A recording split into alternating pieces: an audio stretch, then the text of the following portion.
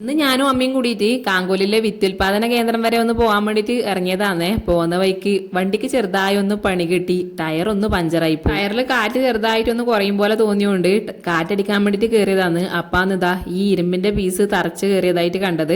അങ്ങനെ പഞ്ചറെല്ലാം ഒട്ടിച്ചതിന് ശേഷം ഞാനും അമ്മ ഇതാ വിത്തുൽപാദന കേന്ദ്രത്തിൽ എത്തിയിട്ടുണ്ട്. ഞാൻ ആദ്യമായിട്ടാണ് ഇവിടെ വരുന്നത്. അമ്മ മുമ്പ് വാർപ്പിന്റെ പണിക്ക് വന്നിട്ടുണ്ട് പോലും. ഇന്ന് നമ്മ വന്നത് കുറച്ച് ചെണ്ടുമല്ലിക തൈ വാങ്ങാൻ വേണ്ടിയിട്ടാണ് കേട്ടാ.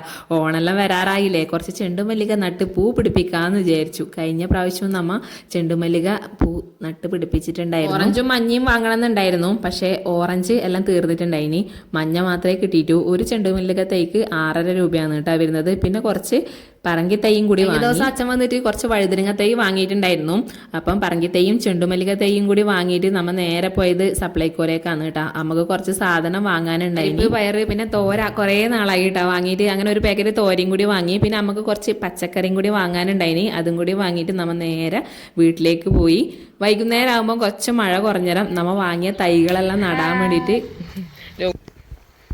തൈ നടാൻ വേണ്ടിയിട്ട് കൊത്തലാന്ന് ഒരിക്കൽ കൊത്താൻ വേണ്ടിയിട്ട് എല്ലാം ചാണെല്ലാം എടുത്തിട്ട് ഇങ്ങോട്ട് വന്നു. പെരുമഴ ആദ്യം എല്ലാം അങ്ങോട്ട് തന്നെ പോയി. രണ്ടാമത് ആദ്യം വന്നു. അപ്പൊ കുറച്ച് നടാ ബാക്കി ഇന്ന് തന്നെ വാങ്ങി വന്ന് തന്നെ കയ്യോടെ നടാന്ന് വിചാരിച്ചിട്ടാണ്. ചെണ്ടുമല്ലിയെല്ലാം നമുക്ക് കഴിഞ്ഞാലും നട്ട രണ്ട് സൈഡിൽ തന്നെ നടാട്ടാ. അത് നാളെ നടാലാമേ. പിന്നെ ഇതിന്റെ സൈഡിലെല്ലാം ഓരോന്ന് നടാന്നെല്ലാം വിചാരിക്കുന്നു. ഇതിന്റെ വഴുതിനങ്ങയുടെ സൈഡിലാ നോക്കാം. ആടെ നട്ടിട്ടാകുമ്പോ അതിനകത്ത് കാടെല്ലാം വൃത്തിയാക്കണം.